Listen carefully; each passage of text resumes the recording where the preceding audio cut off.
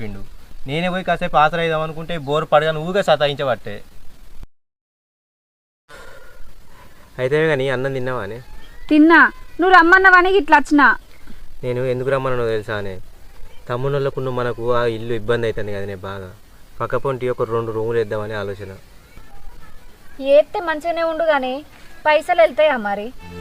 నేను గామొచ్చులో నీతో విచారం చేద్దామని రమ్మనని.